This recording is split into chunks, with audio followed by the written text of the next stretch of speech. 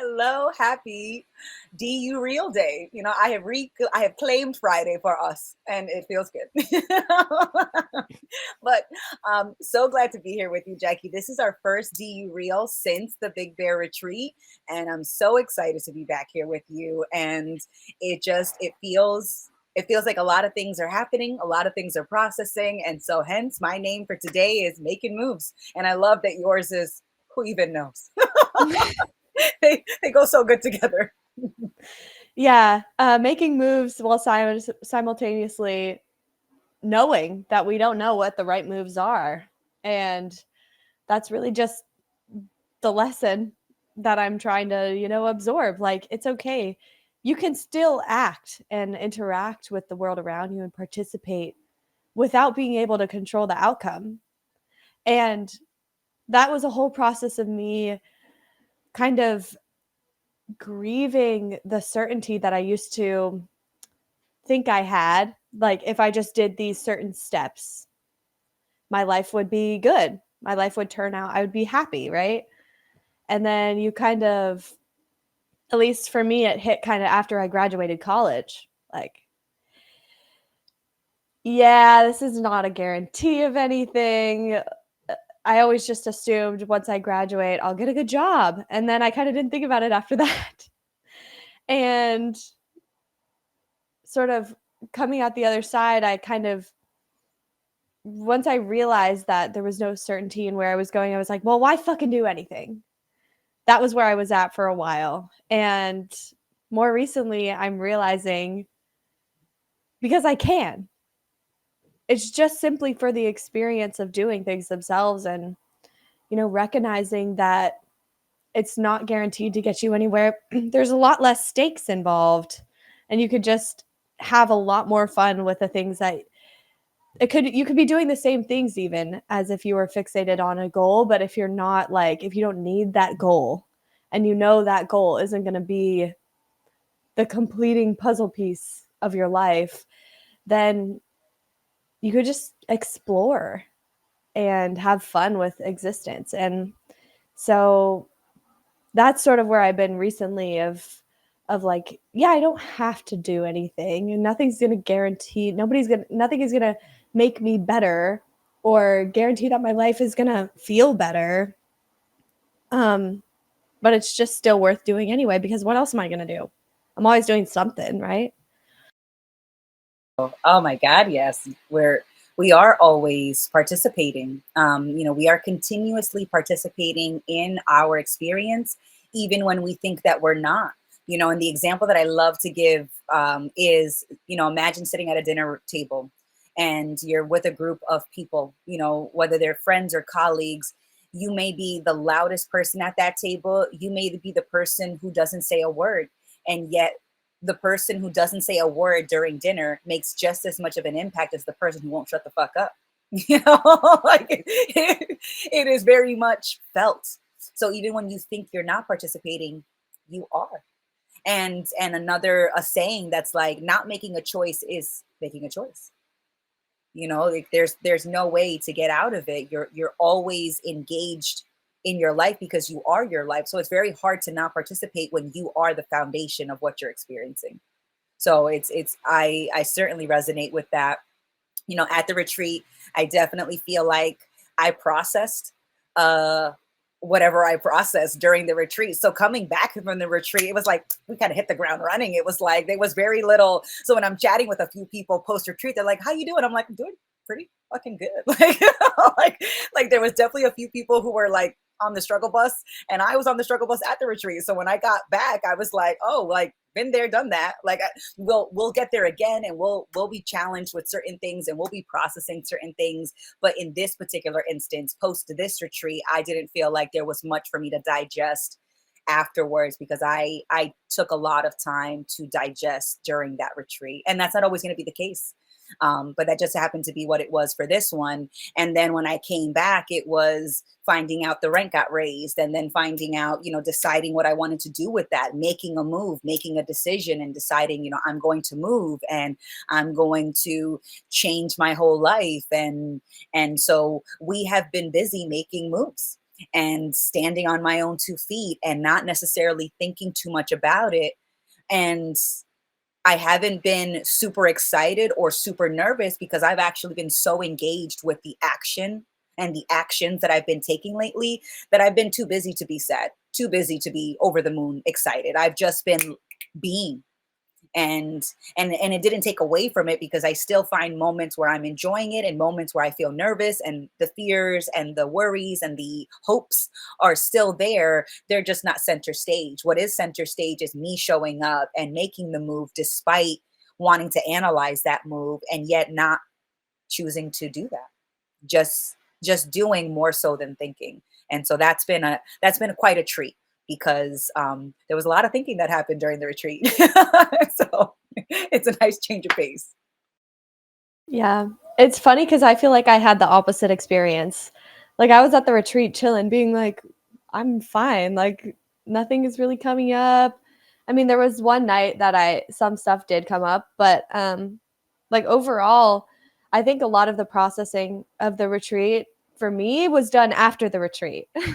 And so that's kinda why we took last week off. I was going through a lot of processing, even just, like, thinking about DU, and I kind of realized that maybe without even realizing it, I was viewing this conversation as something that like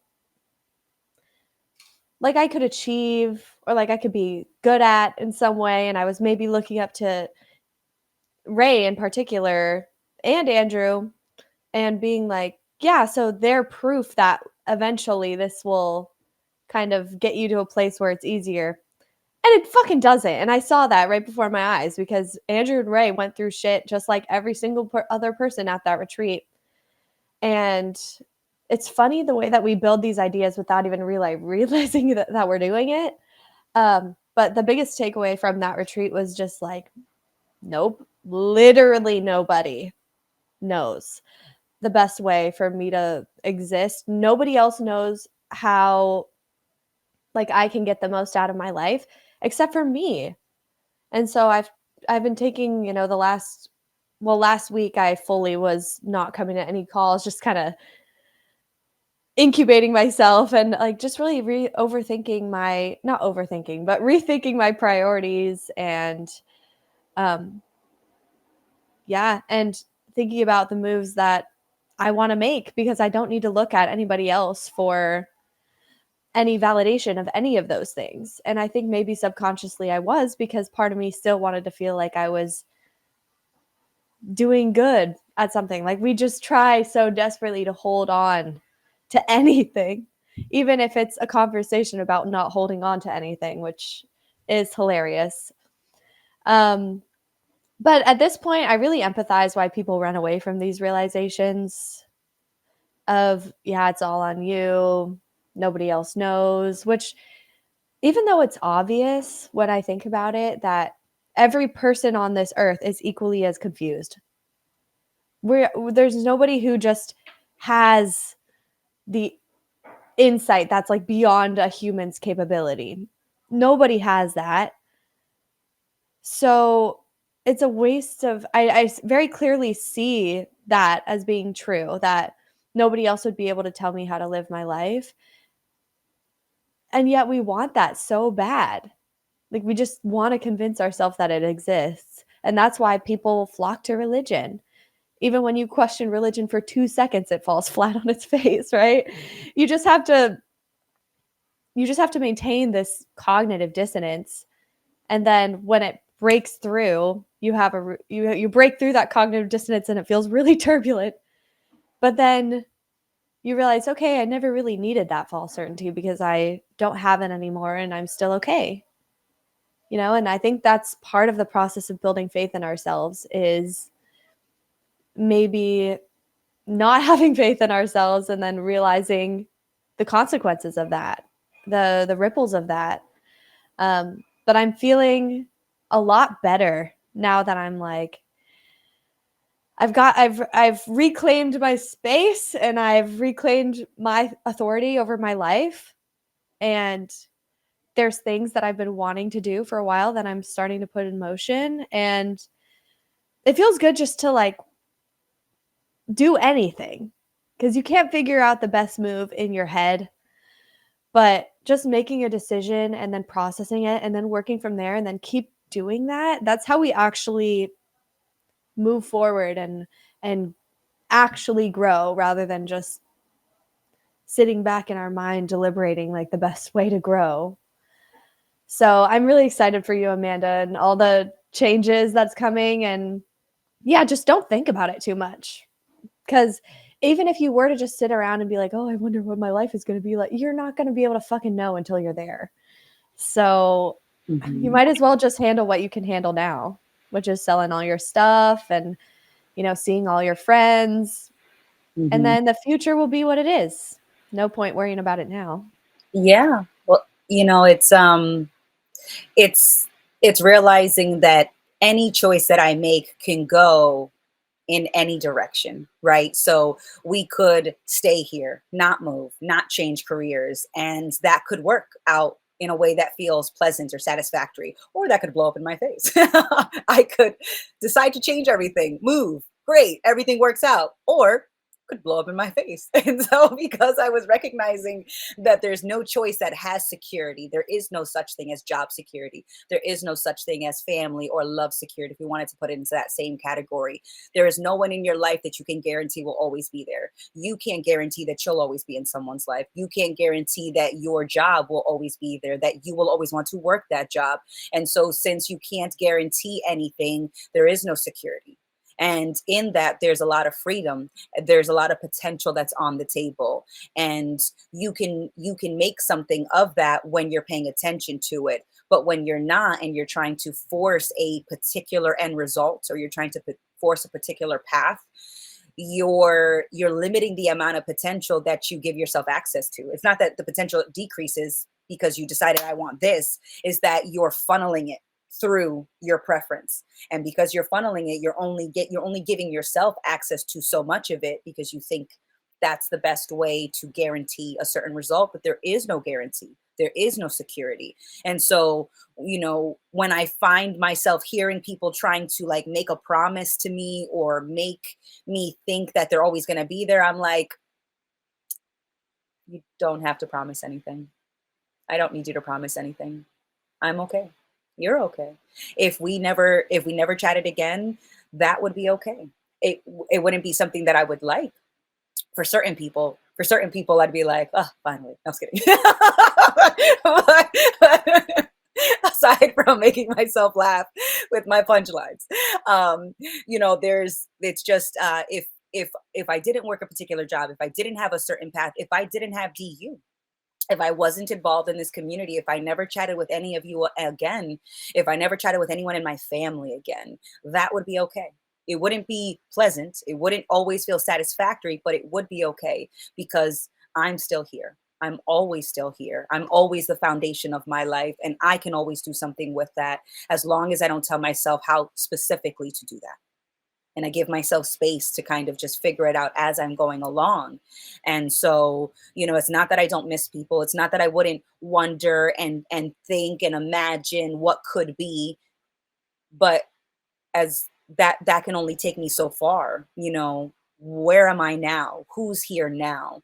And I can do something with that, because I'm here with that.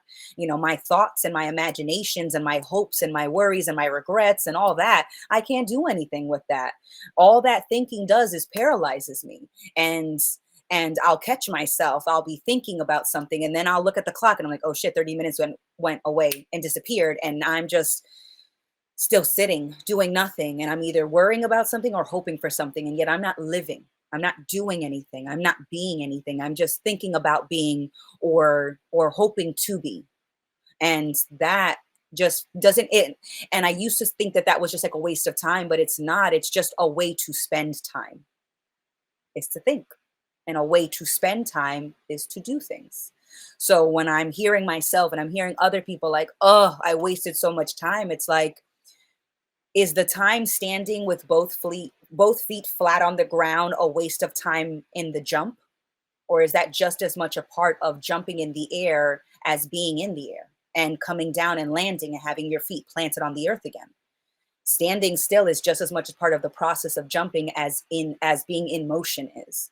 And so the times where I'm caught up in my shit, the times where I'm caught up in a thinking tornado, when I see that we're in that tornado, I'm at the eye of it, and I can just watch it and I can walk out of it at any moment. But it's very hard to think yourself out of overthinking. And I had recently watched A Beautiful Mind a few months ago, and in that movie, beautiful movie about a brilliant mathematician who I think he had schizophrenia, and he's sitting in his kitchen, and he's sitting with, I think, his psychologist or psychiatrist, one of the two. And he's like frustrated, and he's like, why can't I just think of a solution? And his doctor very calmly is like, the source of the problem is your mind. And so there's no way for you think to to think yourself out of a problem that your mind created. It's impossible. So you either obsess about this problem that you created, or you realize that there's other things that you could do to spend your time outside of thinking of the problem you feel trapped in. That's a great point. It really doesn't get you anywhere. Like just thinking and thinking and thinking is a desperate search for control that's really just spinning your wheels. You're not actually going anywhere. Um, but yeah, that's not time wasted at the same time, because you wouldn't be able to realize that there's no benefit to overthinking without having overthought in the past and experience the ripples of that. Right. And I like what we said the other day, because Amanda and I just chatted for like 2 hours on Wednesday just for fun. And we were describing it as like, I'm getting ready. Okay. Like it's the wind up before the jump. Right. And I think to some extent, thought can be a draw towards action or like a reminder. Like I love when I am going about my business and I have a random thought like, oh yeah, I need to do this thing. And then I am able to do it within perfect time and it like all works out. And I'm like, oh wow, that's so random that that thought just appeared. And so sometimes it's helpful, right? But I think if you have a thought and you can't do anything about it in that moment, it's not worth continuing to repeat that thought over and over in your head and like beat yourself up because of it, or beat yourself up because you can't stop fucking thinking about it. And it all just comes down to like, what are you doing right now? Where is your focus? And recently I've been waking up and just paying attention to what I'm thinking right off the bat. And like today I woke up and I was just kind of feeling like ugh, like I feel like I'm doing things wrong, or like I should have gotten up earlier and gone to like go on a run, which was my original plan, and then I slept in. And then my room was a mess and I was judging myself for that, and I was like thinking about all the stuff that I have to do later today. And yep, don't judge your thinking, that's more thinking. And I realized like I realized, oh, yeah, this is just kind of avoidance of the moment that's right here in front of me. And what I can do is, clean up my room and make myself breakfast. And I did those things and I like, had a chat with my roommate, and now I'm here. And there was nothing wrong with how my morning went. Like there really was nothing wrong with what I was doing, and my mind just wants to have something to think about. So it's interesting seeing that and then kind of just being able to step out of it. And it didn't used to be that way. I used to not be able to tell when I would get caught up in my thoughts. And now I very clearly feel a shift when I'm like, it feels like I'm 10 feet behind my head, like when I'm in my thoughts. And like maybe I'm still doing things, but it's very mindless and I'm not really present. And then there's such a big difference when I'm fully present, like paying attention to all the little things, even listening to like the silence behind sounds and the feeling of air on my skin. And when I'm here, everything is a lot more fulfilling. And when I'm back there, like as I said before, there is like, yeah, it's like, no, there's like a time and a space, I guess, for thoughts, and they can be a useful tool. But it's the whole letting the servant become the master thing. That's where you get stuck. Yeah, I think we develop, um, just we're just more sensitive to it. That's all. That's what it feels like. It's because you're not trying to eliminate it. You're not trying to analyze it, but you feel it. You're sensitive to it, and that's it's a skill, and you get better at it the more you're paying attention, the more sensitive that you can become. And so I had remember hearing the phrase, necessity is the mother of invention. And I thought it might be sensitivity that's the real mother, like sensitivity to your environment, sensitivity to your needs, sensitivity to others might be the real mother of invention more so than necessity. I need this. And because I have this new need, now I need to invent this. It's like, no, I think you're sensitive to your needs. And that sensitivity is what leads you to grow and what leads you to invent and to innovate and to learn and to do all of that. And so I'm rebranding that phrase, at least for now, and then we'll see what else we do with it. But just being open, just paying attention. Like it's incredibly simple. It doesn't always feel easy, um, but it is incredibly simple and straightforward. If I'm caught up in overthinking, I'm not paying attention to myself and my environment, and I could pay attention to something so simple as breath. You know, going. If I'm overthinking and I'm caught up, I'm like, maybe I want to just, what, let's do something else. And it could be going to take a shower, going for a walk, doing some push-ups, rubbing one out, whatever, man, like whatever you need to do. And I bring that up because it's just like it's not always a PG thing that like snaps me out of overthinking, right? Like sometimes it's something else. And so it's like whatever you need to do something, pick something. And then it's so much easier to get out of that overthinking loop because you're not looking for thinking to be the bridge out of that. It's action that's usually the bridge out of an overthinking whirlpool that you got sucked into, and then you're out, and you're back, and you're floating in the water of thought, and you're not sucked into that whirlpool of overthinking. And but panicking, it's less likely for you to get out of something like that. But panicking is also more thought, and that's also more just control. And so it's really interesting to just watch the relationship with thoughts and how that changes, and how sometimes I very much feel like I'm on the struggle bus, and sometimes I feel like I'm driving it, and then sometimes we got off the bus and I'm like, fuck, we're back on the bus. So it is quite an interesting experience, but I'm so glad that we get to share that. And when people think that you're doing something different, because we were talking, you just said earlier about how people flock to religion. People flock to DU too. People flock to Ray. People flock to Andrew. And at some point, people are going to be flocking to us. And it's like, no, back up off your knees. You can get up off your knees, guys. Don't. You can talk to me and stand at the same time, But some people, but at one point, I would have loved that shit. Like, yes, that's right. That's right. Worship. I'm worthy of worship. Like sometimes I would have loved that. And at this point, it's like, nah, man, I don't need that. I'm all set. Like, you don't have to flatter. You don't have to think that I'm doing something different. There's nothing special here. It's that I think a lot of us also just became sensitive to how fucking tired we got with that overthinking. And that's why I love when I'm having conversations, and anytime somebody's like, "Oh, that's you're so smart, you're so strong." I was like, "Nah, I got sick of my shit." You really want to know what it was? I got so sick of my shit that I just didn't want to make more shit. That's really what it was. It's not that I'm smarter or stronger or anything like that. I just got tired. And I was honest about how tired I was jumping through the same hoop that I kept making. And I also got tired of trying to escape my shit, because I think that's what can sometimes keep those thoughts that, when you're talking about like the overthinking whirlpool, like the fuel of that whirlpool is resistance.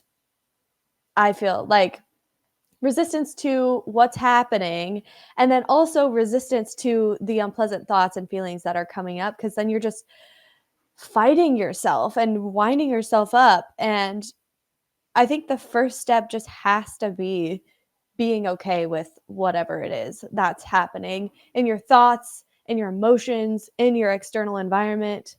Like, just stop fighting. And that's why I love the metaphor of think sand, which we talked about on the call-in show the other day, because that's so true. Like, the more you struggle against it, the deeper you get sucked in. And that's what I mean by, like, we're trying to solve something in our mind back here that can't be solved on the level of the mind. Any solution to the things you're thinking about is going to be here in the real world, and if you can't do anything about it, can let it go. You can be like, oh, okay, that's in here, and I know that what it's saying isn't certain anyway, so there's no point in really listening to it, ruminating on it when there's this whole moment right here in front of me just for the taking. Right, like, for me to be in and be involved with. And yeah, I'm really happy that we get to have these conversations and talk this shit through. But just know this is only for the sake of talking about it. This is not us trying to teach you anything. And neither is, Andrew and Ray's conversations, even though they might speak with conviction sometimes, and even though we speak with conviction sometimes, we don't fucking know anything. And I think it's just we're okay with not knowing, whereas a lot of people are not okay with not knowing and they need to have an answer. And I used to feel that way too. I was searching desperately for an answer in religion, in science, in spirituality. And so I understand having to mourn that, like, loss of hope. I get it. But it's possible to not need that. And that's not to say that you're going to be peaceful all the time. You're not. Your life is probably going to be just as turbulent as it was before, or at least you have to be okay with that possibility. It's not a guarantee that you're going to feel better. But in not trying to feel better, paradoxically, you do. So that really is the whole benefit, is just fucking being able to relax into the existence that's already happening. Because we're here kind of against our will regardless. Like, I'm already here. Like, if I stop trying, I'm not just gonna die. So I'm like, it really is not that serious. It's not. And my life can be whatever it needs to be, and it'll all inform my perspective. And so far, I just appreciate what my life has been, even though it's not anything spectacular or special, or not the bar that I used to hold above my head. I haven't met any of those things, and that's okay. All we're trying to say is whatever it is you're going through, it's okay. Yeah, and it doesn't mean what you want it to mean. I it's it's so easy to think that you're doing something wrong, and that's only because you've judged what you are doing, and you think that you have control, and in those judgments, that's an attempt for control. You're trying to control the situation, so you've analyzed it so well that now you know exactly what wrong looks like, but you don't know. And things that I would have thought were the worst things to happen to me ended up providing such amazing unexpected opportunities, and things that I thought made the most sense didn't have the payout that I thought that they would. So even when you do, quote unquote, make the best choice and do the right thing, it doesn't always end up the way that you thought it was. So you're like, okay, damn, I really don't know a damn thing. And that's okay though, because I don't need to know everything to pay attention. I don't even need to know a few things to pay attention. Paying attention is an action. It's being aware of what is happening. And you were talking about your life, and, like, how it's not spectacular in the way that you thought, and yet it is fucking spectacular. It is amazing, but it's not always going to feel satisfactory. And just because it doesn't always feel satisfying doesn't mean that something is wrong. Not always getting what you want is a great thing.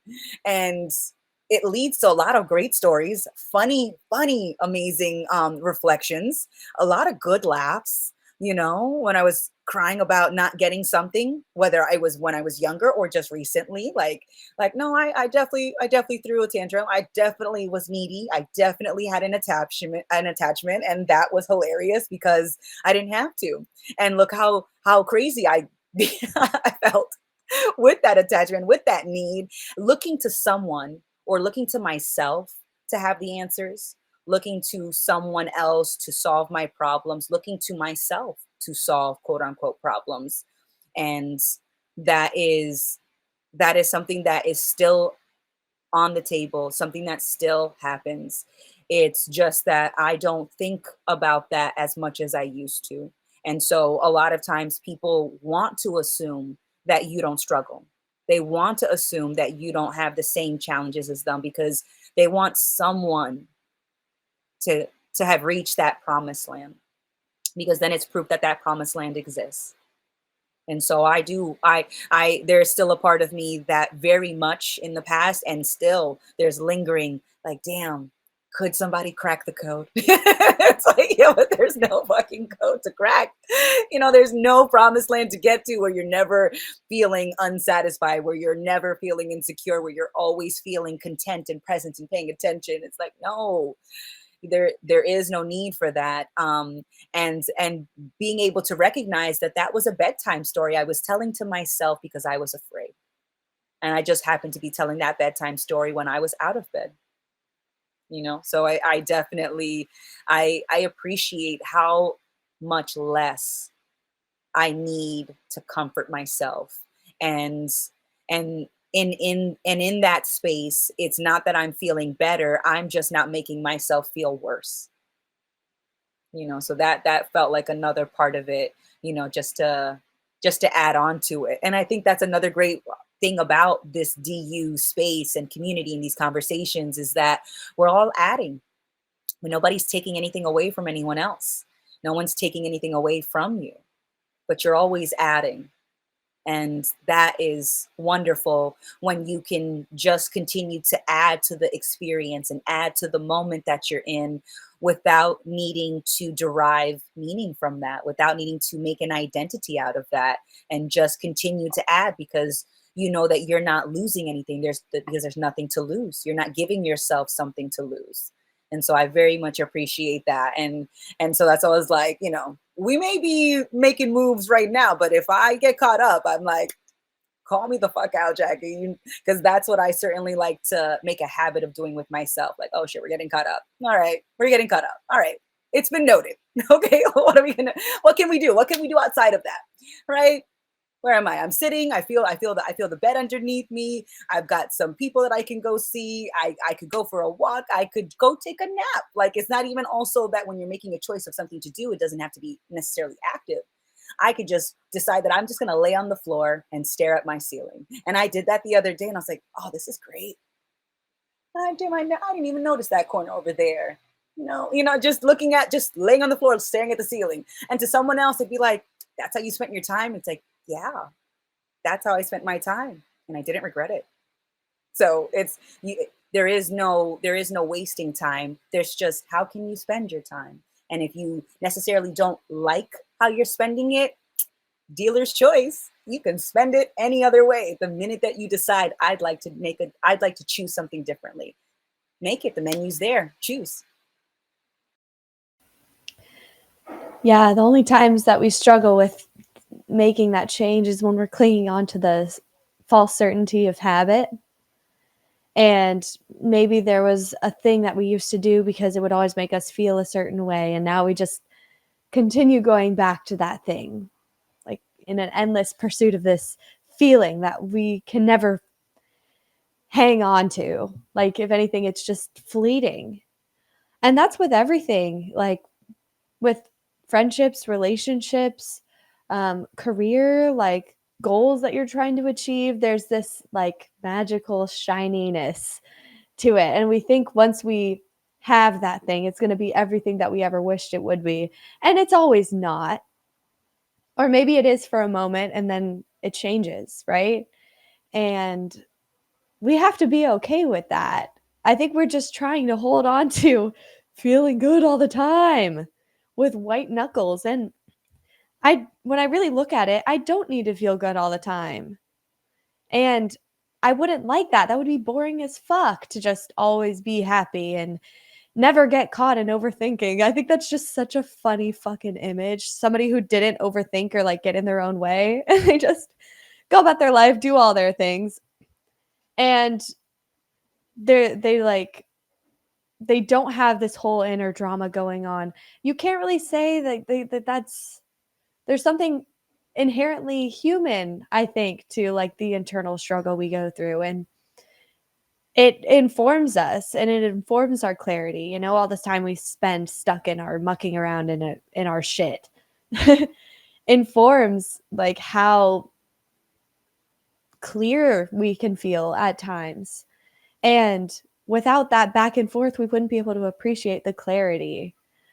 And going back to kind of how you were talking about actions and like just doing whatever you feel to called to do in the moment, whether that's lie on the floor and stare at the ceiling or go on a run or work on a project.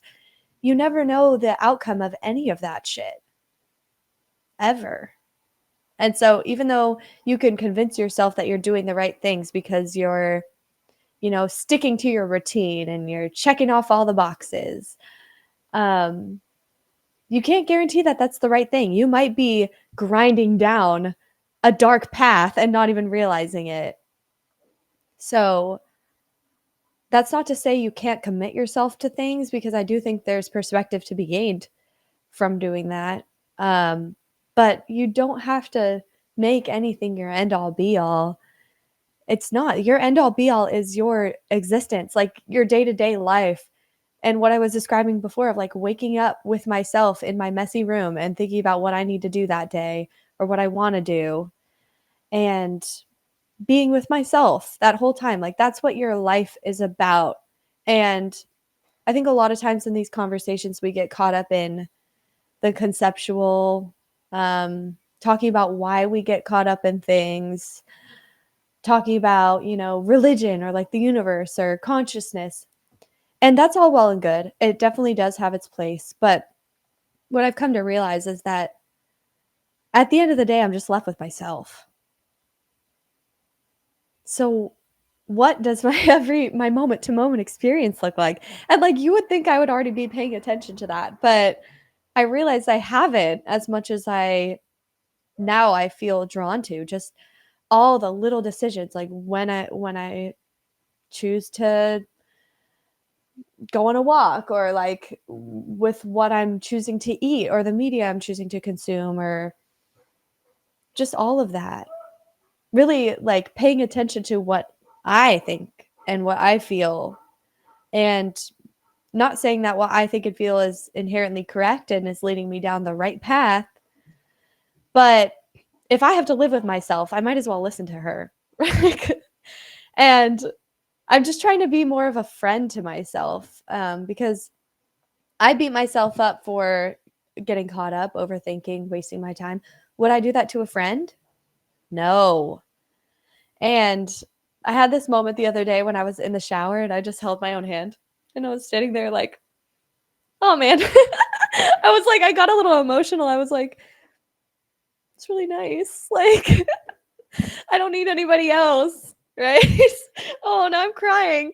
I love that. No, I cried the first time that I gave myself a hug, because I gave myself like a legit hug like in my 20s, and I'm just like, oh my god, how long has it been? I was just like, I was like, I'm so sorry. I've been such a jerk, man. And I was like, oh, I'm gonna, hi, left shoulder, how you doing? I'm so sorry. And I switched sides, and I was like, in my right shoulder, and I switched to the left shoulder, and I switched the arms around. So it's like, oh my God, guys, like, thanks for keeping us alive. I know I made it difficult. I'm so sorry. Like, I've been such a shitty friend. And I had like this whole moment where I was like, oh my God, I could have hugged you this whole time. This whole time. I'm so sorry. I didn't know, I didn't realize that it was on the table, that it was an option. So I absolutely cried the first time that I gave myself a hug. And then it felt like I was giving myself a hug in more than just physical ways. Like I was hugging myself in my day-to-day moments. I was holding my hand in each moment metaphorically, and doing it physically was a great reminder that I could do that. But to feel like the hug, to feel like you're holding your own hand is very much an experience that you learn to lean into. And I love that, that we are just taking a look at the relationship, at the friendship, and when you were talking like, I don't do this to friends, it's like, yeah, but I definitely did. I definitely judged and definitely gave my friends unsolicited advice and definitely tried to give them, to push them in the direction that I was going. So like as much as I don't do that in theory, in a lot of ways I definitely did that in application. I wasn't as harsh is probably the way that I'll describe it now. I was the harshest with myself, but I because I had learned to judge myself so automatically, it was almost by default that I was doing it to other people. So when I say that I wasn't a good friend to me, it was also that I wasn't the friend that I wanted to be with other people as well. And so that was something to acknowledge, that it wasn't just that I'm Mrs. Rogers when I'm with everybody else and I'm the fucking Satan's wife when I'm by myself. It's that no, I'm a motherfucker in person and in groups and individually. And but there was definitely a type of friend that I wanted to be across the board that I didn't think I could be.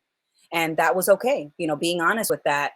And the other day I was chatting with a friend, and they were saying that like they were the way that they see it is they fully expect their friendships to end. And I thought, I love that. That's, because it's when you expect a friendship to end and you expect a relationship to end, not that you're looking forward to it, not that you're trying to increase the likelihood that it ends, but that you expect that it does end. You expect an ending because things start, things stop. So you just expect an ending because that's typically how things go. And just to expect a friendship to end kind of gives a little more appreciation to the time that the friendship is still ongoing. And so I love that. And just knowing that it's not forever, that I'm not going to have every in this individual experience, in this quote unquote physical body, I'm not going to be in this experience forever. I'm not going to have these friendships forever. I'm not going to have these relationships with family and friends and romantic partners forever.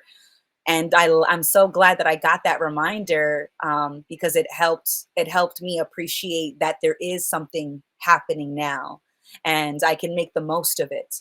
And because it's going to end, it's even more so motivation to pay attention, to show up, to make the most of it, to share my appreciations, and to be here now. So I'm very glad that I got that reminder that it's not that people are expecting you to go, but it's just a good reminder that they're not guaranteed to be there in the way that you expect them to be for any amount of time. And things can change in a moment, let alone a month, a week, a year, 10 years, right? I felt like my whole life changed the instant that I got a certain news, good news or bad news. Like my life has felt like it changed in an instant. And if that's the case, then that means that in any instant that I'm going to experience, anything could change, not just for me, but in my, all the lives that I am encountering. So because things can change at an instant, what's happening now? What can I appreciate that is here right now, that I can appreciate while it's here? So if it does change, there's almost little to no regret. And the way that I thought about it was, if I had to make the same choices again, would I? And when I have a tendency of being more honest and paying attention, usually I don't want to change the way that I've acted in the past. But when I was making decisions, trying to put on a show, trying to meet someone's need, trying to be this role, and I was living for the role or living for the expectation or the need, the choices and the behaviors that I embodied didn't feel great. And so if I could go back in time, those are the times where I would redo things. But when I actually am being honest with myself and not trying to be a role, I would do it exactly the same, even if I knew the ending, even if I knew exactly when it was going to end, because I made the most of what was when it was there. And so there's no regret that it's not there anymore, because when it was, we we showed up for it. Yeah, the reality of uncertainty is very sobering. Um, because you're right, in one instant, your whole life could change. And there isn't somebody out there making sure that all the people you love are safe. That's just the fucking cold, hard truth. Like, there's nothing out there protecting any of us. And it could happen in one moment. You could have a stroke and die. Like, so that's just a great reminder of, yeah, everything is going to end. It's not that it might, it is. And I think we can just, I think on a societal level, we have this kind of delusional hope that things will last forever. Like, our friendships will be like from high school for the rest of our lives. We're going to find one partner and we're going to marry them and be with them forever. But even forever can't really be the case because one of you is going to die first. So there's always a limited amount of time, like on your life, but also in every connection, every situation, every relationship. None of it's permanent. And that, it just really puts things into perspective. And I like what you said of like looking back and being like, would I change any of that? And even though I can recognize that I was caught up in certain narratives in the past, like I wouldn't go back and change that necessarily, but there is a difference in how I would react to that situation now at this point in my life. And that's all that's really worth focusing on is, okay, and in my relationships right now, in my relationship with myself right now, what am I doing that like I understand the consequences of, and that when I remind myself of how precious this life is, like, do I want to keep making those choices? And the big one for me recently is like the way I've just been an asshole to myself, beat myself up, had such high expectations and so much pressure for everything that I did. And if I were to die tomorrow, I I wouldn't want my last day to be spent doing that. So, what can I do today that's different, right? And so that has been allowing all my emotions and thoughts to be, but not letting them dictate my actions, and not letting any thoughts about myself dictate my own sense of self-worth.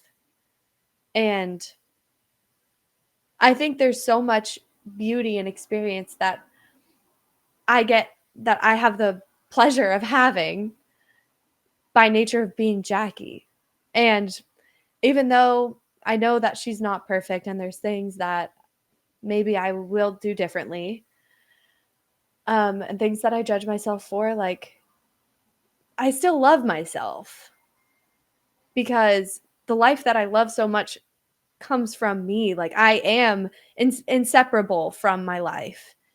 And so I think that's just something I've been trying to remind myself of. Like, it's just not worth the extra pressure. It's not worth beating yourself up. So I'm holding my own hand these days. And sometimes I take on more of a friend role with myself. Sometimes it's more of a parental role. Um, but yeah, just being there for myself, being on my own team, because it just doesn't make sense for me to be my own worst enemy the way that I have for my whole life. It's just causing me suffering without any of the false certainty that I was hoping it would get me. Um, and I actually see the false certainty is kind of like an obstacle to overcome rather than something to hold on to. But yeah, man, it's tough. And it's like a moment to moment experience of being like, yeah, I have this habitual reaction that usually I would feed into, but today is a new day and we're breaking new ground constantly. Oh, fuck yes. I love that. It's true. And I would like to dig into, the comment where you said, Jackie's not perfect. And in my mind, the immediate thought that came to it was Jackie is a unique combination of both believable and unbelievable traits and this ongoing unfolding that is so unpredictable and yet so mind blowingly awesome. And there's no way that that unique combination of characters would ever fit a template that's called perfect. So, no, it's not that you're perfect. It's that you don't need to be perfect if that means it's anything other than just your unique combination of factors and experiences and thoughts and feelings. So, but it's so easy for us to use the conditioning and the terminology and the framework that we've been raised with and continue to be exposed to, because I have thought that, Amanda's not perfect, and it's like, yeah, but there is no perfect according to societal's definition of perfection. So why do we even need to say that we're not perfect? So I'm not this thing that we made up. Good to know. Good to know I'm not this thing that we made up.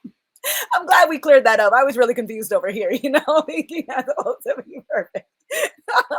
and if and if there does sound like there's a little splash of sarcasm in there, it's because there is. Because that's how I talk to myself of like, Jesus, Amanda, like we're not perfect. No fucking shit, man. Like it's this whole concept that we made up. Like I'm not that. Yeah. Really shouldn't be that surprising, but it is. That's okay. That won't be such a surprise the more that I acknowledge that, just like when sometimes people will get like they're like linguistic snobs and they're like, that word is made up, and I'm like, shocker, they're all made up. Every fucking word is made up, including every concept. So if we made it up before, then why can't we change it now? It feels like we have this impression that because something has been made up and has been adopted and has been repeated, that it's impervious to change. Like, no, we made up everything, which means that we could change everything.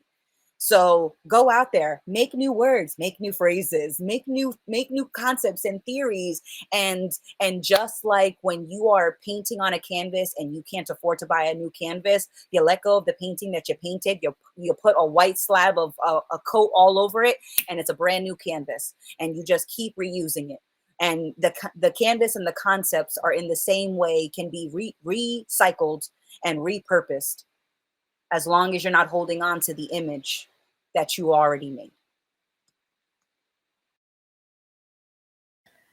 Yeah, that's a good metaphor for just our our mind, I guess.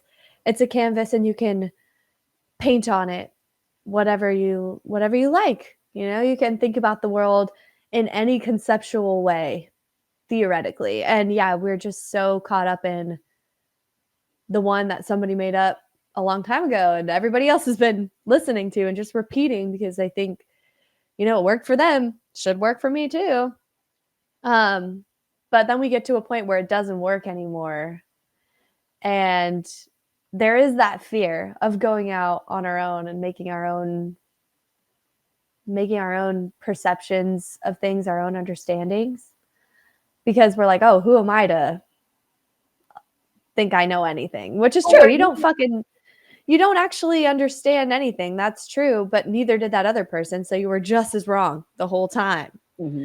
And so it doesn't really matter what you paint on the canvas. It's kind of just for the experience of painting it, and you can always wipe it and start over. And that's the case with our lives. But it takes not not having to be right, not having to do things well or to understand things fully, to start to trust yourself. And that's when you find, you know, your own way of seeing things that's true to you, and you shouldn't assume that it's going to be the same way for everybody, and that's okay because you are everybody and you're not. Like everything that we talk about is fucking paradoxical. It's always both and neither, right? Like you are your individual self, you are everybody else, and you are neither at the same time. And within that paradoxical space is just the possibility for you to negotiate your own way of being. And that's going to look completely unique to every single person, but it's possible to feel that freedom and just being uninhibited. Because what's the point of inhibiting yourself? It doesn't actually guarantee you any sort of security. If anything, it like keeps you from gaining all the context that you otherwise could have gained, which then would help you on your journey. Like holding yourself back doesn't actually fucking protect you from anything and becomes a consequence in and of itself. So I think that's just important to remind ourselves like there's no point in pussyfooting around and like overthinking every single step. Like just do something. It's really what it comes down to. That's right. Shit or get off the pot, everybody. No, oh, oh man, but I love that. Definitely, it's so easy to get caught up in thought because the thoughts are always they're always available. They're always happening. There's no way to shut off the thoughts. It's it's it's when you feel that the thought may be true, and because you think it's true, you become terrified of it. And that's where that obsessive thinking has usually happened with me, is that I'm so afraid that that thought might be true, but it's not. The thought isn't a prediction, it's just the thought. But it can certainly feel like a prediction when I think about it so much that I end up kind of creating the monster that I am terrified of. So I end up being like this self-fulfilling prophecy. And because I'm a self-fulfilling prophecy, I think that all my prophecies are correct, and it's like, yeah, they're only correct when you make it actually happen that way, because you're so terrified. A great example is like, you're terrified of no one wanting to be your partner, right? Because romance is such a thing that's pushed on us, and you're terrified that I'm gonna die alone, no one's gonna love me, no one's gonna want me. But because you're so terrified of that thought, you start to be unpleasant to be around. You're so insecure, you're so needy that you become repulsive. So you end up becoming the self-fulfilling prophecy that nobody does want to be with somebody that's incredibly needy and incredibly attached. So you make it impossible to be with you. And so then you think that because that's happening, that it must be that that's true. But it's not the case. Because if you need someone to be around you, then you're not needing them, you're needing a distraction from the fact that you don't want to be by yourself. And people can feel that. And so I always thought that the coolest person was always the person who didn't care about being cool. I always thought that the coolest person was just somebody who was relaxed, who was just doing it regardless of what people thought, and knowing that they were going to get judged and doing it anyways. And I was like, that's fucking cool. I love that. So it just but I do want to mention that we've got the Colorado retreat, that's going to be May 30th to June 3rd. And so I'm as all these things are changing, like that is something that I'm very much looking forward to. And so check out the photos. They remodeled the place. It looks amazing. I saw some comments about astral projection. I swear, Jazz, if you can astral project there, I I would love it. I mean, you could just go there. But if you do astral project, that's also really cool. And Hugo, I think you brought that up, but I love that idea. And I do want to wrap up this DU real, because I have plans with my family and I haven't seen them in a few months. And because I'm about to have a big change in my life, I'm like, hey, just wanted to say goodbye in person if you're open to it. And so that'll be interesting. So I cannot wait to talk to you about that, Jackie, in private. I might share it, I might not, but I know I definitely want to chat with you about it, because I don't know what's going to happen. And I'm feeling both nervous and excited, but more so just okay that no matter what happens, I'm glad that I showed up because I wanted to. and I didn't need anything to happen because I was okay no matter what happened. And that's exactly the point. It's when you're not expecting things to go a certain way, however they do go is fine. And it's that paradoxical nature with everything, right? You have to let go of needing something kind of for it to make its way into your life. It's the whole like letting go of needing to be enlightened or spiritual or happy all the time. And then all of a sudden, like, you are peaceful a lot more of the time. Um, so, yeah, it's been a great chat. We'll wrap it up here. Thanks for everybody who tuned in. I really loved reading your comments. I wish I could respond back, but unfortunately, I can't. I can only talk to you guys. But that's okay. That's okay too. Only for And now. yeah, only for now. We'll be back next Friday too for another episode of Do You Real? And we'll catch you later. Keep just keep being yourself. Mhm. Thank you, everyone. Hope you have a good weekend.